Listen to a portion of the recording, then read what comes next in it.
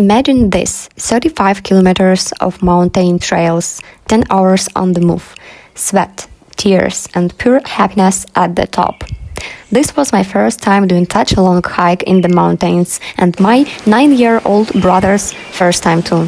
Yes, we did it together. In this video I will show you a breathtaking road through the Polish Tatras, where we stayed, how much it costs, and real tips if you want to try this hike yourself. And if you love travel, meaningful stories, helpful advices and honest content, make sure to subscribe to my channel Maria with 2i. There is so much more coming, and I don't want you to miss any of it.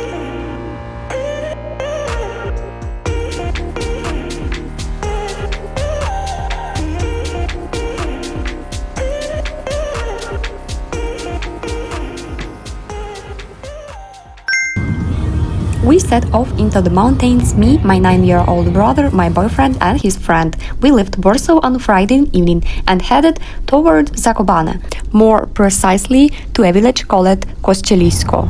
This is a story about one of the most beautiful hiking roads I have ever done. It took us 10 hours to complete.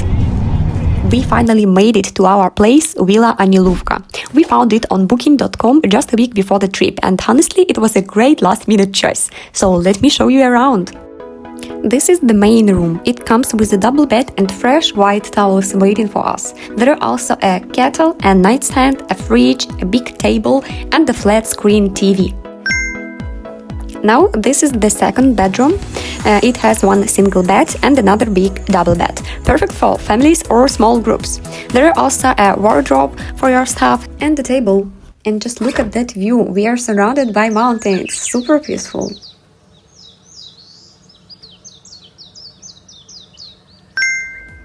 Now let's check the bathroom.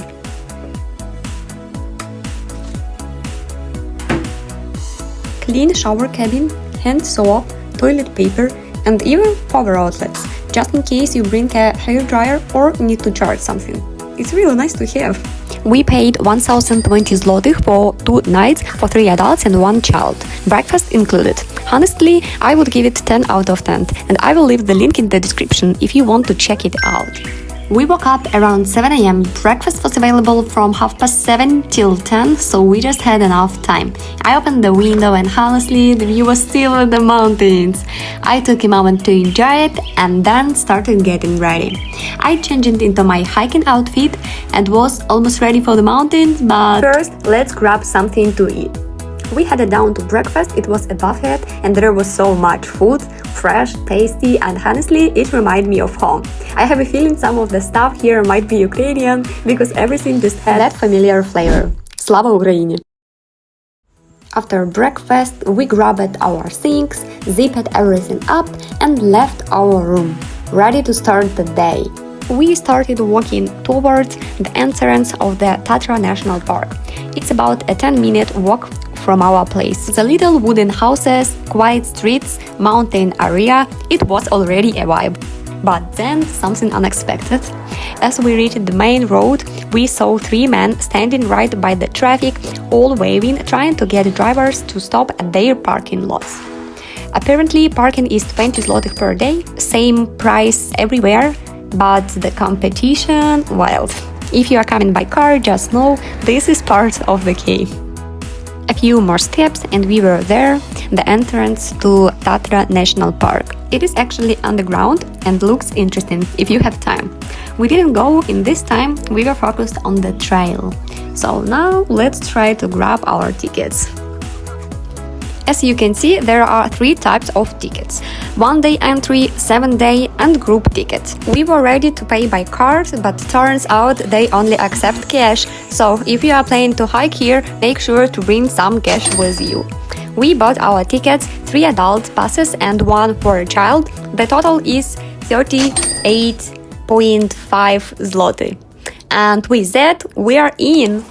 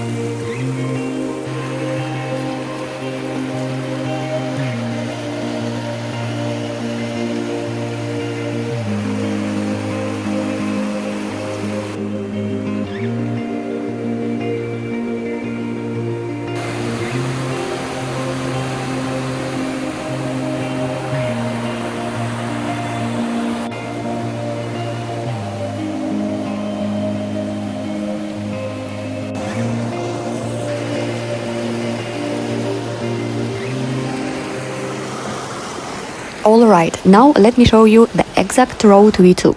Every twist and turn from Dolina Kościeliska to Małołączniak and back down through the wild Kobylarzowy Żleb.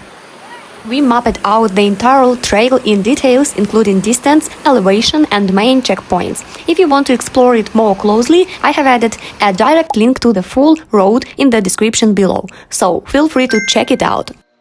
On the way, we passed a small stone grotto known as Grota Matki Boskiej, the Grotto of the Virgin Mary. Inside, there is a statue of Mary surrounded by flowers, candles, and prayer lamps. We didn't go deeper into the cave, just paused it for a moment, then turned back to the main trail. From there, we started our climb toward Czerwone Werchy. The trail slowly changed. First forest, then open slopes with panoramic view. Oh my god, look at this! We could feel the altitude with every step, but the air so fresh and clean. I love it. And you might be wondering, what did we actually pack for the day? Because on a 10 hours hike, food really matters. So let me tell you what we bought and what works best for us. For the 4 of us, we brought around 7 liters of water. Since the weather wasn't too hot, we actually come back with around 1.5 liters left. But staying hydrated, that's always a priority, no matter the conditions. And hey, if you have made it this far into the video, it probably means you are enjoying it, right? So do me a favor, give this video a like and hit that subscribe button. Your support helps me keep going and keeps this channel alive. As for food, we packed a bit of everything: nuts, dried fruits, fresh bread, sausages, and cheese. We also had 6 sweet snack bars, crackers, 2 fruit purees, and 2 small juice boxes.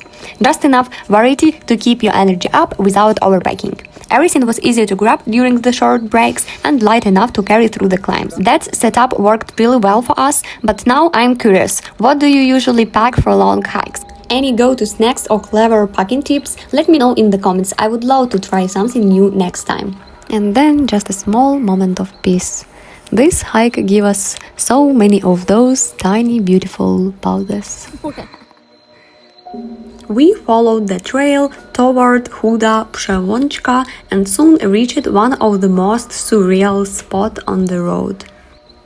Hundreds of tiny rock towers built by other hikers over the years. No one really knows how it started, but it became a tradition here. Hikers pause, pick up a few stones and stack them one by one, a small symbol of gratitude or a wish for good luck. And then this little border marker, one foot in Poland and other in Slovakia. Feels surreal just to stand on the edge of 2 countries. And finally we made it to Małołączniak, 2096 meters above sea level. This view, unbelievable.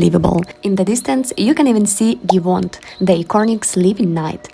But that's one for another hike, not today. It was time to descend, so we made our way down through the wild Kobylarzowy Żleb.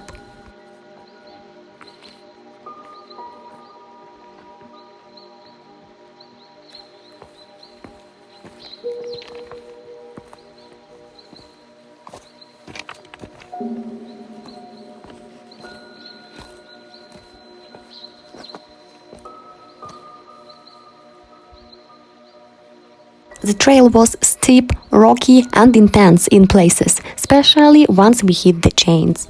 I captured a moment of my little brother navigating it like a pro, and honestly, I was so proud of him. All those rope parks we visited totally paid off. And here how I did it, step by step, holding the chains tiny and trusting my boots. But hey, I made it too.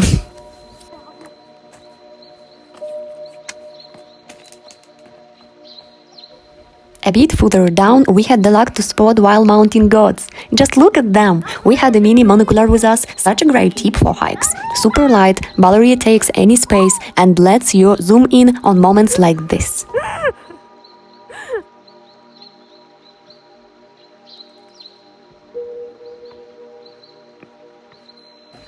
As we reached the bottom, we stumbled upon a flock of sheep peacefully grazing, with a loyal shepherd dog watching over them. It was the perfect final scene.